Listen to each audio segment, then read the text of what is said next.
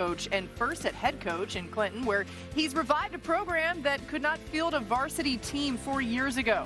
They're now 6-2, including a major win over powerhouse Harrisonville High. Congratulations to Coach Vinsel. Hey, Week 8 comes to a close in just a few hours. The Commanders square off against Patrick Mahomes and the Chiefs on Monday Night Football, 8 Eastern on ABC, ESPN, ESPN Deportes, the all-new ESPN app. Peyton and Eli back on ESPN2. They're going to be joined by special guests, Billy. We're also going to have Peyton here on NFL Live in a little bit, so tune in for that as we welcome in Lisa Salters, who is on the Chiefs sideline tonight. And Lisa, cannot wait to get out there with you on this game. There's been no connection in the NFL quite like Patrick Mahomes and Travis Kelce over the last 8 seasons. They've got more completions, yards, touchdowns than any other duo. Did they ever take any time to reflect on their greatness real time? Well, not really, Laura. Patrick Mahomes has said before that he and Travis Kelce don't really talk about the numbers that they've put up together, but over the last month, this Hall of Fame duo has been almost perfect. Since Week 4, Mahomes has only missed his favorite tight end twice in 23 targets. That's a 91% completion rate over the last 4 games. Now, Mahomes told us it's because of all the reps that they've had together. They just see the game the same way after playing together for 8 seasons. Mahomes said, Travis sees the defense exactly how I do, and when I want to throw it to a spot, he's always in the right one. Now, Kelce's reaction to that 91% stat was a little different. When I told him that he and Patrick were 21 of their last 23, he said all he knew was that they weren't 100%, because he said all he remembers are the misses. So for all the success that they have, Travis Kelce said what drives him are those times when they do not connect. Kelce said that's when he's nonstop thinking over there on the sidelines,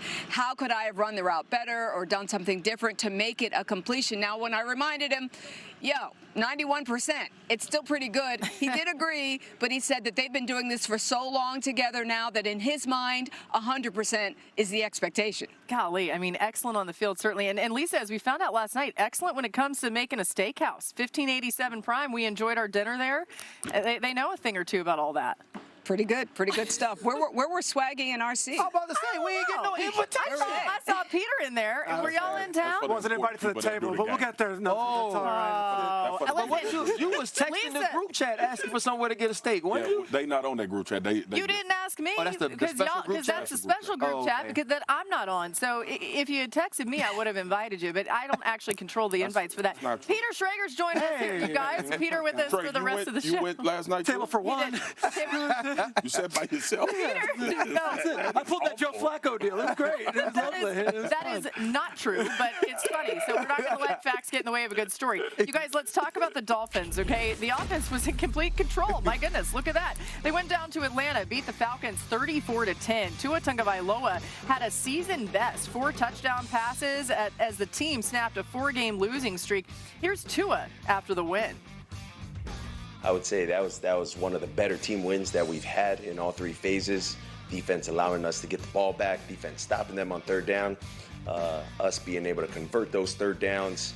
Outside of that, convert a couple 4th downs to keep us in the game and then allow us to be able to go down and score. This is sort of the swag I think we got to continue to flow over to the next week's game. All right, so he had the glasses on because he had an eye issue before the game. And what worked so well for Miami, Peter? Well, look, we could talk about Tua's passing, which was elite, but they're in the midst of a season where everyone's calling for the coach's head. They go on the road to Atlanta. They run the ball 37 times for 141 yards down the throats of a defense that absolutely silenced the Buffalo Bills 2 weeks ago. I thought the offense was great. It was balanced, and if they have any fight left for Mike McDaniel, they showed it. I don't know his long-term future in Miami, but that team played for him yesterday. Yeah, good point. All right, the Jets picked up their first win of the season, beating the Bengals with a trick play touchdown pass from running back Breece Hall to Mason Taylor with less than 2 minutes to play. That was fun to see, honestly. Here's head coach Aaron Glenn on the win. When it counted, you stepped your up and you made it. And we had to make offense, 500.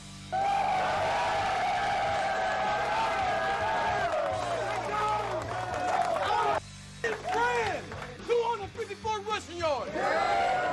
Man, I love this group. RC, what'd you take away from a wild week in New York? That's a culture win. right? Obviously, you have a week where your owner comes out and basically says that you can't win with this quarterback, and you have to end up starting Justin Fields. He has an amazing day. Breece Hall, 2 rushing touchdown throws for another touchdown to clinch the game, but it was also going for 2 to put yourself in the game and give you an opportunity to win. Remember, the Detroit Lions didn't win their first game of the season until late November in Dan Campbell's first year, and they ended up only winning 3 games that year, but it built a culture. That's exactly what Aaron Glenn is attempting to do. That's important perspective. Okay. Monday's win over the Patriots with an arm injury. Adam Schefter reporting earlier on our show and today that it is in fact a torn biceps. He's out indefinitely. Marcus, just how big a loss is this in Buffalo? It's a huge loss, devastating loss. Anytime plays needed to be made from that interior, it was Ed Oliver. You think back to the early game in the season, the forced fumble on Derrick Henry, this sack in this game against Andy Dalton in Carolina, but it's also how important and vital these interior pass rushers are when you get to playoff time, when you have to get third down stops.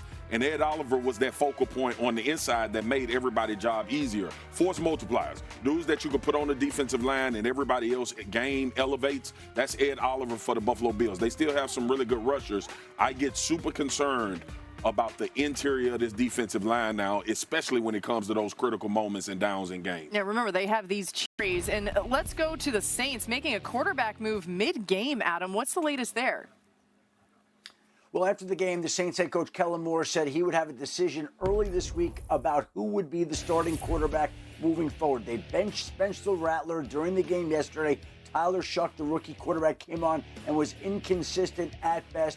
And now the Saints have to figure out who will quarterback this team moving forward as they try to get their team back on track here in the coming days. Meanwhile, the Cleveland Browns head coach Kevin Stefanski said he plans to stick with Dylan Gabriel after the Browns bye this week as the team's starting quarterback. Shedeur Sanders was the 3rd quarterback on Sunday, inactive due to a back injury that he was added to the injury report on Saturday. We'll see if Shedeur gets a chance at some point in time, but for now the job does belong to Dylan Gabriel. And of course, the big story yesterday was Cam Scatterbo, the Giants' outstanding rookie running back, going down here on this play. His foot was turned the wrong way. He dislocated his ankle. He underwent surgery today. He's out for the season, and he becomes the 2nd Giants offensive weapon to be lost to a season-ending injury. Everybody remembers Malik Neighbors going down early in the season with a torn ACL. Now Scatterbo's gone with a dislocated ankle, and the Giants now have to move forward without 2 significant offensive weapons. Yeah, you just hate it for especially those young guys that have been exciting to watch in so many different ways. Let's go back to that game and exactly what happened against the Eagles as we pick it up there. Of course, the Eagles are without A.J. Brown, who's dealing with a hamstring injury, but fortunately, they got Saquon Barkley, okay? And notably this year, maybe he hasn't had as big of numbers, right? But first quarter, second play of the game, he changes that here. 65-yard touchdown. Yeah, this one looked like the Rams one in the playoffs last year where he just bursts through a hole, cuts backside, and it's a safety that takes an angle that we're all like, what are you doing? But it's an impossible angle to take. Okay, this is big. Giants there tied at 7. Eagles with 4th and 1 in the Giants 11. Tush-push happening. Kayvon Thibodeau rips the ball away. Hurts recovers it. The officials rule it an Eagles first down. Anybody got a quick take on this? We're going to talk more about it. Crap is the kick. Okay. That's They're lucky this game wasn't close. Yeah, right? Okay, 2 plays later, 2nd and goal. Hurts finds Barkley for the 9-yard touchdown. Barkley's 2nd touchdown of the game. Eagles retake the lead 14-7. Fourth quarter, Eagles now leading 24-13.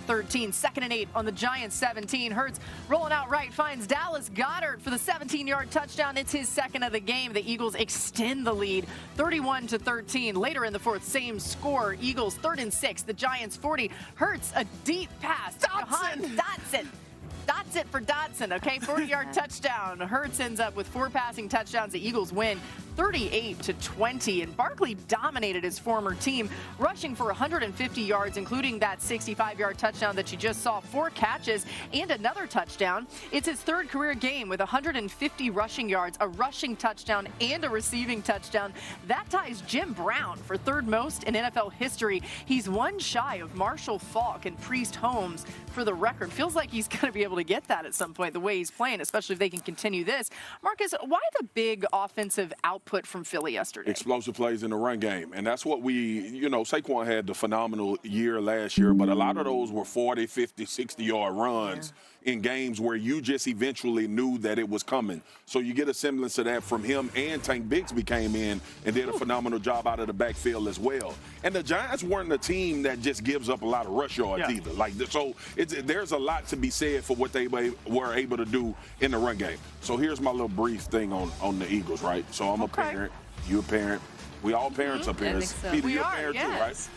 Like, you're gonna have a bad kid if you have multiple children. Like, one of your kids are going to be just bad. playing the odds. Yeah, statistics say. You know what I'm saying? So again, like, I only have one. He's an angel. we just have to accept that Philly is that bad child. Right, but they super talented, and things usually work out for them. So it's like, bro, just don't kill yourself. Parenting technique? I don't know. Like, that's who they are. We keep trying to like make them this buttoned up, go to class on time early. They not. They're super talented, and teachers are gonna give them leeway. I mean, I feel like I have 5 kids here today in addition to my 2 at home. So I'm not going to try gentle parenting with any of you either. Who's the bad child? That one. Okay, well, I don't know anything about parenting bad children. Mine is the perfect angel. But I'm told that when you do, you should be adaptable. And I think the Eagles coaches deserve a ton of credit. Yes, they do.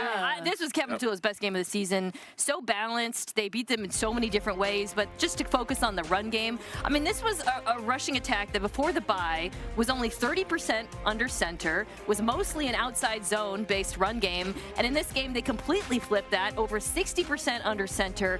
About tripled their use of duo, by the way, in this game, including on the big play, which from a game plan perspective made a ton of sense. You want to get condensed and then make the Giants DBs tackle. You have an advantage there. But I also think it plays to Saquon Barkley's skills, getting downhill. He is so explosive in that manner, and it feels like they've landed on something that finally works in the run game. I also think if you look at the issues that were hurting this offense in the first 6 weeks or so, it was so many negative plays. Yeah. And candidly, the tight ends were just not good blocking in the run game.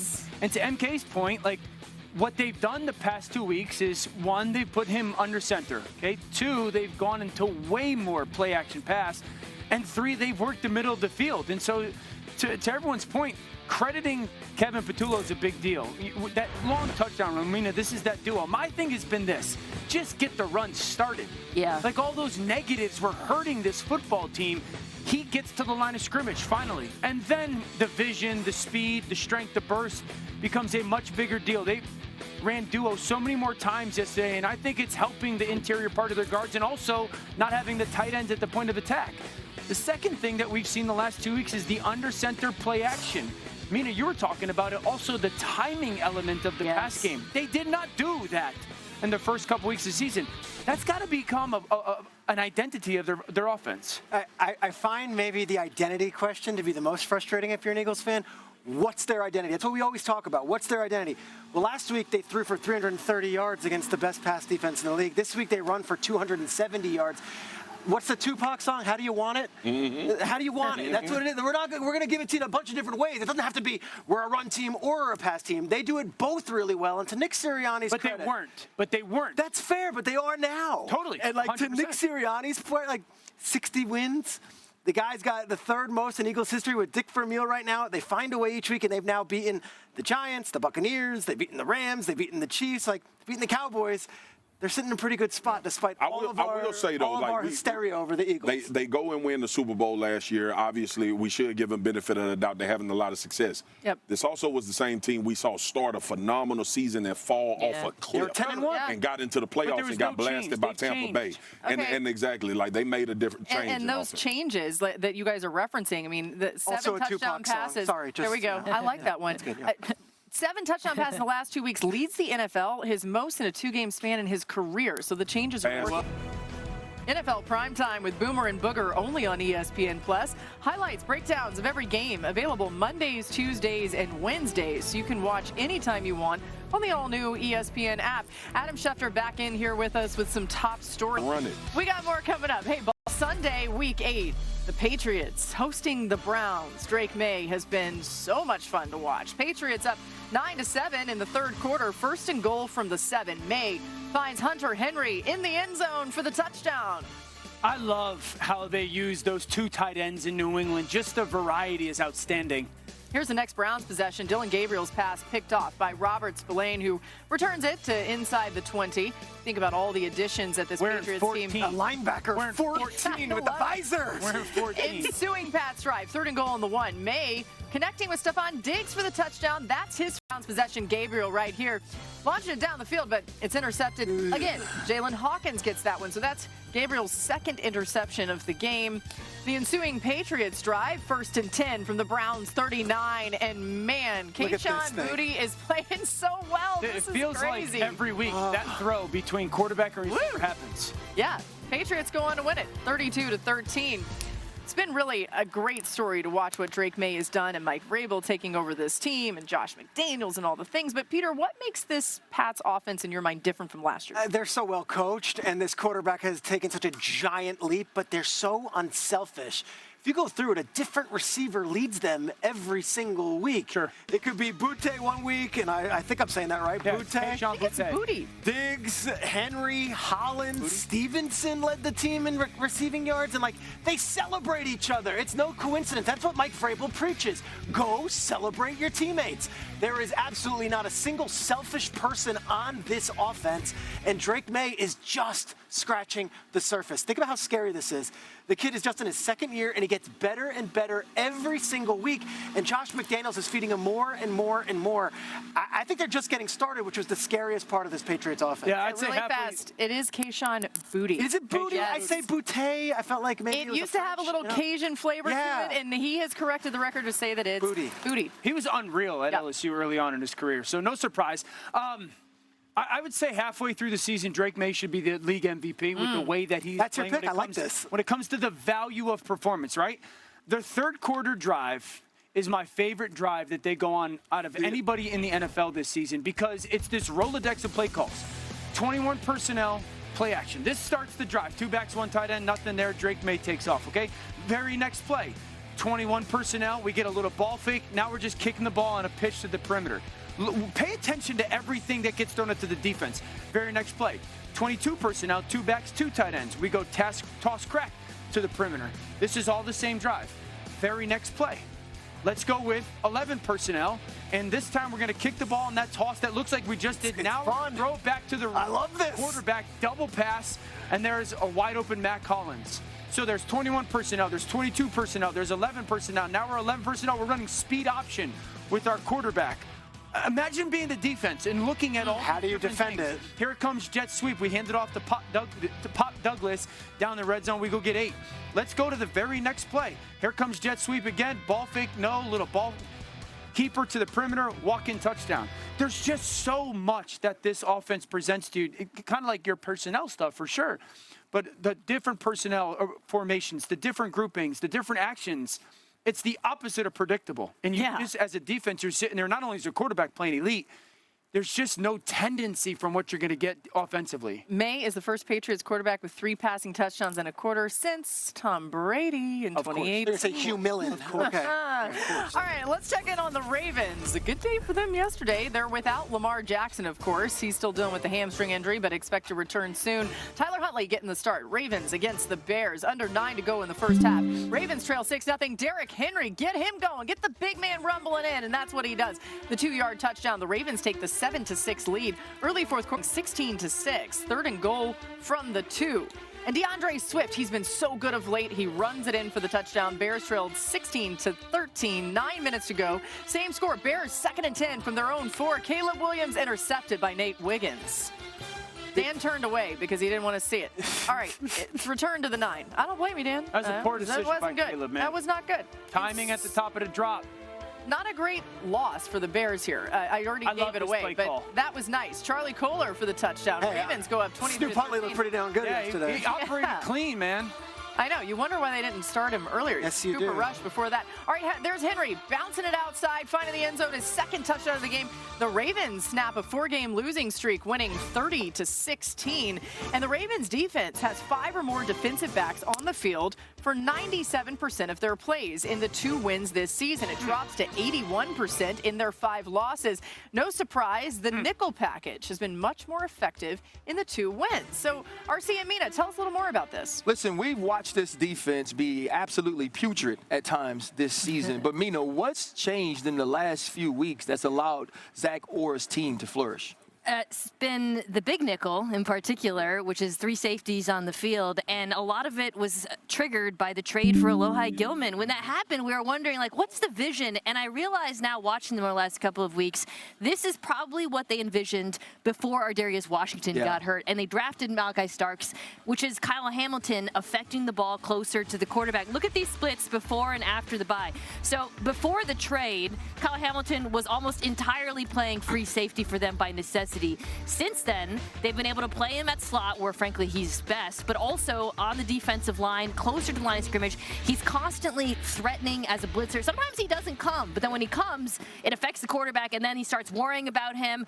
I think this is really meaningful for them going forward. I'm not going to say this defense is what I thought it was going to be necessarily, but as guys have gotten healthy, and as you've seen the sort of trickle-down effects of this trade, I do think that they have addressed things on the back end. I always say we have one brain. I'm just a small part of that brain, but it's one brain. Because what I love is the dime package when they move Marlon Humphrey to the nickel position, and we can see Kyle Hamilton at the dime spot. Here, you're going to see them get a sack on Caleb Williams by Mike Green, but it's going to be a 3-man rush with Trenton Simpson, and he's now spying Caleb Williams if he gets out of the pocket. But it was the look of pressure by 6 men at the line of scrimmage on the pre-snap. Here, you're going to get a strong side blitz by Roquan, and then we're going to get Kyle Hamilton to follow. There's pressure. Marlon Humphrey is locked on with the Dunze. It's a bad throw. Now we get a cross dog in the dime pressure. They're going to pick the picker here. Kyle Hamilton hits the guard, and now he gets pressure on Caleb Williams. It's intentional grounding. When Alohi Gilman came over, I know Kyle Hamilton wasn't only happy because he went to Notre Dame.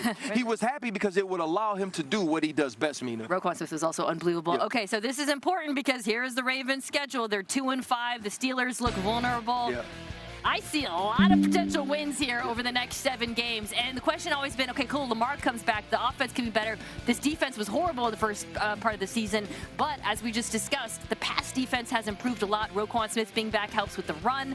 Watch out for the Baltimore Ravens. Listen, they might be back from the dead. Very much like we see with D'Amico Ryans and Jalen Petrie, what we see with Jesse Minter and Derwin James, we're seeing the exact same thing now with Kyle Hamilton. He's one of the best players at his position, but he affects the game best when he's at the line of scrimmage, and that's what we're seeing, Laura. Yeah, putting everybody in positions to succeed. And, Mina, I hear you on the Ravens. They are the FPI favorites in 9 of their 10 remaining games, as you saw there. Don't look now at my Super Bowl pick. It just might be right, okay? You just never know.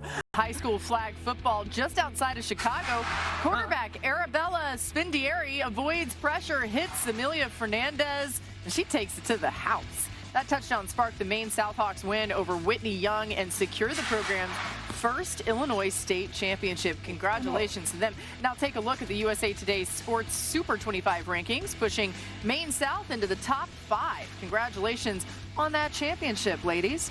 All right, we are back here for another hour of NFL Live, and glad you are with us, coming your way until 5 p.m. Those are all the buses and people getting into the tailgating area here. They will be making their way inside. I saw some of them earlier. I saw a few Halloween costumes. You may be seeing that in the crowd tonight as we get you ready for Monday Night Football coming your way. All the coverage right here on ESPN and ABC. Back to the action of Sunday. Aaron Rodgers saying hello pregame to the former head coach Matt LaFleur, of course, and former teammate Jordan Love before his now Steelers hosted the Packers last night. Less than a minute to go in the second quarter. Rodgers connecting with DK Metcalf for the touchdown. So the Steelers would lead 16-7 at the half. Early third quarter, Jordan Love started to ignite. He's hit as he throws, but Tucker Kraft comes back to the ball and turns it into a big play. That's a great play by Tucker Kraft. This music, I don't know what it is. This is like NFL primetime back in the day. So good. Yeah. Chris Berman, Tom Jackson. Gets you excited. We stand on their shoulders. All right, later in the drive, Packers with second and goal. Love finding Savion Williams for the score. Packers now trail 16-14. So they're mounting the comeback start of the fourth quarter. Packers down by 5. Josh Jacobs gets the handoff, bounces outside the 3-yard touchdown. That jump cut so clean, he races to the pylon just like we saw him do last week against the Cardinals. Aaron with that fresh taper fade. He was. Well, that's all he had because the uniform was bad. All right, there's him getting sacked by Micah Parsons. Pittsburgh would go 3 and out. 11 minutes to go in the fourth. Same score. Love once again to Tucker Kraft over the middle, 24-yard touchdown. The Packers extend their lead to 10 and under 6 minutes to play. He's like, I'm eating. Steelers down 32-19. Rodgers hits Kenneth Gainwell, but Edgerrin Cooper forces the fumble. Wow, Green Bay recovers. Awesome. Packers win, and Rodgers was asked after the game about hearing "Go Pack Go" chants in Pittsburgh. Here's what he said. I've heard that chant for 18 years, so Packer fans travel really well. First time in a while I've used silent count for a home game. That's a credit to those Packer fans. He knows it well. And by the way, he said he has all the respect in the world for a lot of the people there in Green Bay. But another bad game for Rodgers against a good team. He falls to 1-2 on the year against teams that are 500 or better. His QBR, 21 points lower compared to games against teams under 500 this year. He's averaged almost 2 more yards per attempt against losing teams. So some of that has to do with the fact about who's on the other side, like, Micah Parsons. Oh, they got the sound going for us here as we welcome you in. We got Marcus Spears. Turn up that IFB, my friend. Mina Kimes, Ryan Clark, Peter Schrager, Dan Orlovsky. The cheerleaders have hit the field. That means we're getting closer to kickoff, which is always a good thing. Oh, yeah. He did a great halftime performance, by the way, the creator of Techno. All right, RC, why wasn't that Steelers offense clicking yesterday? Well, the one thing about the Steelers offense is they have no one that can naturally create explosive plays outside of DK Metcalf. You even go early in that game, the big throw to Roman Wilson. It was a scramble by Aaron Rodgers to get outside the pocket. And so when they don't connect on one-on-ones like we saw with Valentine in the end zone, it gives you difficulties if you're the Pittsburgh Steelers with opportunities to get chunk plays. And teams in this league are too good to think that you can nickel and dime them completely down the field. And so begin to create explosives in the second half, the Pittsburgh Steelers could no longer keep up. And RC, think about the team that you don't want to have to create explosive plays against, which is Green Bay with that pass rush. The pressure was prevalent last night as well. Micah Parsons' impact on the game. Rashawn Gary kind of becomes the forgotten guy who is wreaking havoc every single week. But I just love the way that they use Micah. At times you saw him lined up in the middle of the line of scrimmage, standing up, coming off the edge, 3 people trying to block him, 2 people trying to block him, and it all makes sense. It kind of goes back to what I said about Denver. They're running games, using him to create opportunities for other guys. And when a 4-man rush can be paired with an offense with the potential to be as explosive as Green Bay is, you got a recipe for a team that can make a deep run in the playoffs. Adding number 1 in that trade may be the difference in Green Bay playing in the Super Bowl.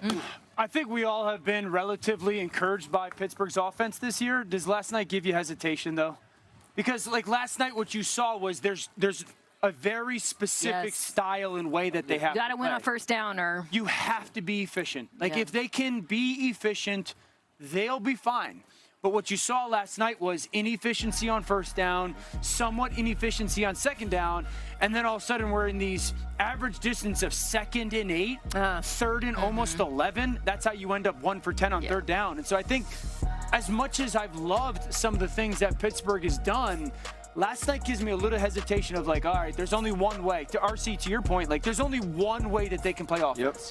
I'll tell you, I'm new to this show. You guys won the Emmy last year. I love the analysis. RC not missing a beat when there's an entire techno concert going on behind him. That is Emmy worthy, and I respect the focus you guys have. And to tie it all together, that was the focus that the Packers defense had.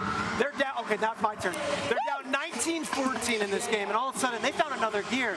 And to Marcus's point, Parsons is unblockable. There's 3 different guys on him at that one point where he gets to the quarterback. But it's all 3 levels. Edgerrin Cooper, to me, he could be a defensive player of the year. He's that good. He's all over the field. And they parted ways with Jair Alexander. They made some decisions. Eric Stokes no longer there. Their defensive backfield was lights out yesterday. This defense is not going going to get as much hype as maybe the offense when Jordan Love's completing the ball 20 times in a row. But gosh, are they good. And so is this music. Yeah. It's fantastic. Peter, you didn't miss a beat. Good job. Great. Slot right in. Yeah, go ahead. Just about Micah. I feel like Micah in Dallas had more statistical output, but I feel like the impact is still as good, if not better, right now. Yeah, you think about, first of all, he's lined up across from a guy that can flat out get it too, who's held in a high regard as a rusher. So you got to determine who you're going to slide to, protection. Those linebackers, though, between Quay Walker and Ezra Cooper, I think it's making life a lot easier for those guys up front. Feels to me like he's coming in with a closer type impact too, like later in these games. I don't know if we would, the stats and back they that rotate. up. You can keep him fresh. Mina, on the Packers side though as well, Jordan Love came alive, this Packers offense in the second half especially. Why was that? Pretty good. Jordan Love was pretty good in this game. I want to focus on not Love, who was amazing, but Tucker Kraft. The Packers have something really interesting, which is their best weapon against man coverage is their tight end. Sure. In this game, 8 of his 9 catches, all against man coverage, every single one of those 134 yards. And you might be watching that and saying, well, that's the Steelers. They stink in man coverage. Yet they seem to play a lot of it for some reason. But he has been the primary target getter, versus man coverage the entire season. And that's a nightmare for opposing defenses. He's too big for most linebackers. He is too fast. He's too powerful for most defensive backs. Very few defenses in the NFL have a DB or linebacker who's an answer for him in the passing game. And for me, for the Packers, that allows them to hunt mismatches based on their opponents in a way that's really unique. And you think about last week, the 4th and 2 play, right? The sail route to Tucker Kraft. It's because they knew they had a winner. He was able to beat a safety. And I think when that is your outlet in those situations, it's a very comfortable place to be for Jordan Love. He had the most yards against the blitz by a tight end this season yesterday. So just another one of those Eagles stats. Packers, 2 weeks. We'll be there. Woo! Let's go. It's going to be a little chilly as Adam